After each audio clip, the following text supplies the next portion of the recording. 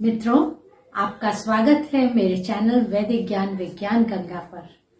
आज का हमारा विषय है वासंती नवसस्येष्टि अर्थात होलिकोत्सव या होली। हम इसके सांस्कृतिक, वैज्ञानिक, कृषि संबंधित, आध्यात्मिक, भौतिक स्वरूपों पर विचार करेंगे। मधुमास का आरंभ अर्थात वसंत का आरंभ 26 जनवरी को हो चुका है। भारतवर्ष में और वैदिक आर्यावर्त में मधुमास से ही ऋतुओं की शुरुआत कही गई है। उस समय सुगंध चारों ओर फैल जाती है और सुगंधित वायु बहने लगती है। होलिका शब्द या होली शब्द होलक शब्द से निकला है, जो कि संस्कृत का है। उसका अर्थ है अग्नि में भुने हुए अध पके अन्न को होलक कहते हैं। कुछ लोगों की भ्रांति है कि होलिका दहन के कारण ही होली मनाई जाती है। यह सत्य नहीं है। इसके ऐतिहासिक स्वरूप पर हम प्रकाश डालेंगे। यह परिभाषा शब्द कल्पद्रुम कोश की है और इसका अर्थ यही है कि अग्नि में भुने हुए अन्न, अधपके अन्न को होलक कहते हैं, जिससे होलिकोत्सव बना। उसका एक और सांस्कृतिक शब्द है नवसस्येष्टि। नवसस्येष्टि का अर्थ है नव अन्न का संस्कार। कृषक भी अन्न का संस्कार करते थे। यवों को अग्नि में भूनकर या यज्ञ शेष बनाकर प्रसाद रूप में देते थे। इसी समय से चने का सत्तू भी प्रचलित हो जाता है। आषाढ़ी नवसस्येष्टि सारी फसलों में श्रेष्ठ कही जाती है। अब इनके अन्य स्वरूपों पर विचार करें। प्राचीन समय में जगह जगह नवसस्येष्टि यज्ञ होते थे और यह हम सृष्टि आरंभ की बात कर रहे हैं। सृष्टि के आरंभिक काल से ही ऐसा होता आया है। यह केवल सतयुग की घटना नहीं है। उस समय से ही यह वासंती नवसस्येष्टि मनाई जा रही है। जहां पाश्चात्यों की वैलेंटाइन 4 दिन की होती है, हमारे यहां महीने भर तक वसंत मनाया जाता है। अर्थात हमारी हमारा वसंत पंचमी से आरंभ होकर और होली तक चलता है। यह वसंत का समय है।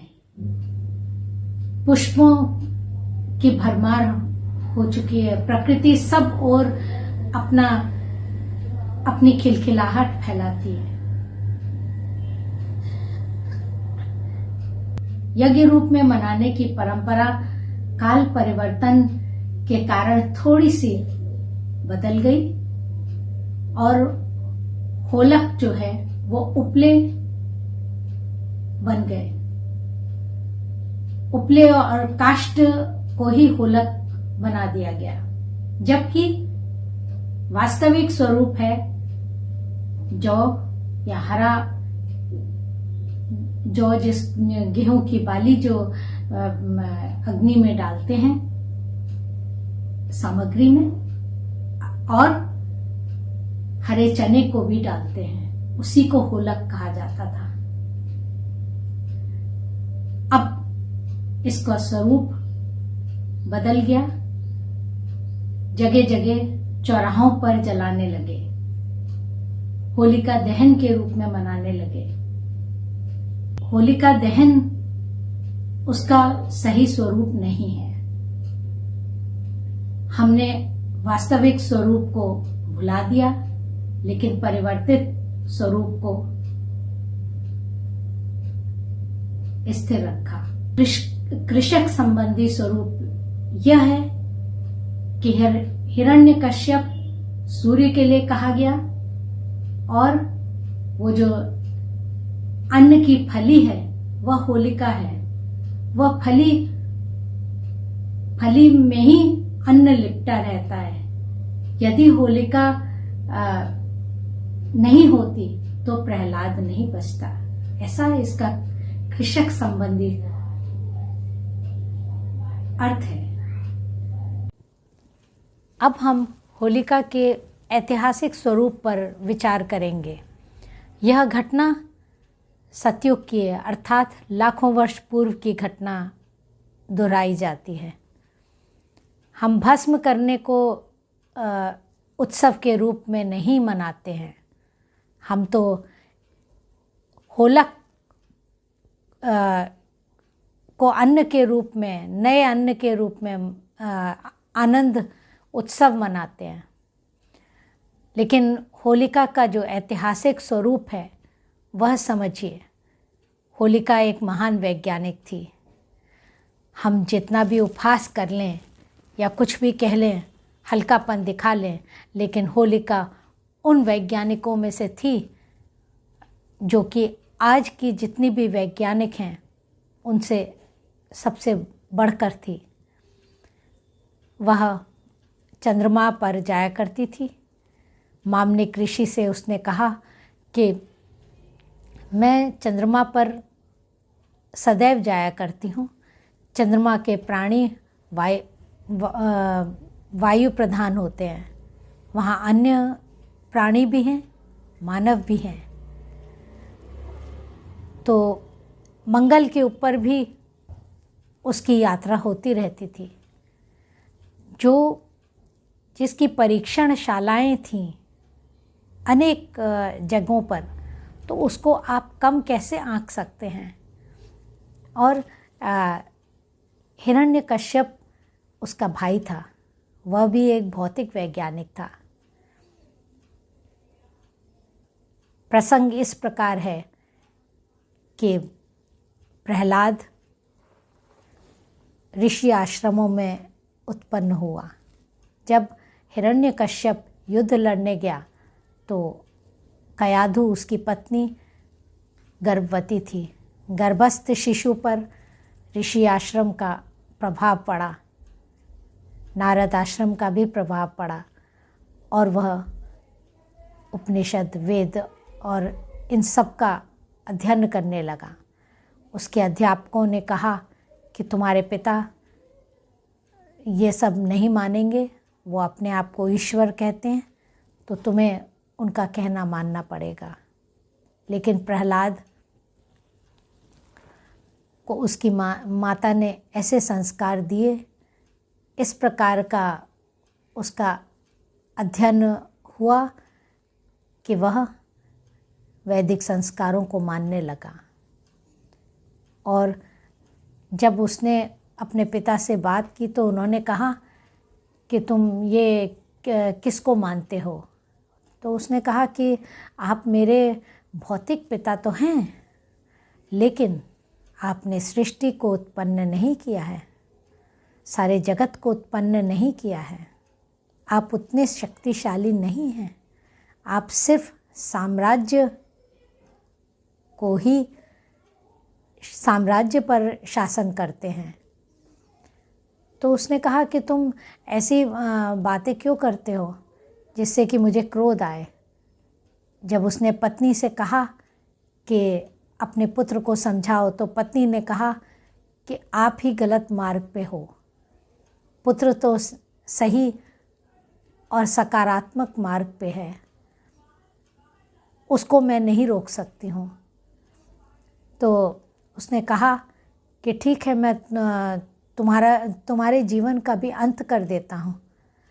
कयाधु ने कहा, आप मेरे जीवन का तो अंत कर सकते हैं, परंतु आत्मा को कुछ नहीं कर सकते, क्योंकि आत्मा अजर अमर है। इस पर वह लज्जित हो गया और चला गया। उसके बाद जब उसने देखा कि पत्नी और पुत्र नहीं मान रहे हैं, मुझे सब कुछ नहीं मानते हैं, तो सर्प के साथ उसको रख दिया, जिससे कि सर्प उसको खा जाए। जब प्रहलाद किसी भी प्रकार से मरा नहीं और जीवित बचता चला गया, तब हिरण्यकश्यप ने अपनी बहन से संपर्क किया और कहा कि अब तुम ही एक उपाय बची हो, क्योंकि ना तो मेरी पत्नी सुनती है, न वह मेरे मार्ग पर चलने को तैयार है, और न मेरा पुत्र, दोनों किसी परमात्मा को मानते हैं। तो अब तुमको लेपन करना पड़ेगा परमाणुओं का और औषधियों का, जिससे कि प्रहलाद नष्ट हो जाए। मैं उस पुत्र को बिल्कुल भी नहीं चाहता हूँ, उसको जीवित देखना नहीं चाहता हूँ, क्योंकि उसने मेरे राष्ट्र को नष्ट कर दिया है। उसके कारण मेरा साम्राज्य लुट चुका है, मैं कहीं का नहीं रहा। और इस प्रकार से होलिका परमाणुओं का मिलान करके, औषधियों का लेपन करके बैठ गई प्रहलाद को लेकर। उसको अपने भाई की बात माननी पड़ी। यद्यपि वह चाह रही थी कि प्रहलाद के रास्ते को एक बार सोचे कि वो शायद सत्य हो, लेकिन जब भाई ने विवश किया तो वह उसको भाई की माननी पड़ी।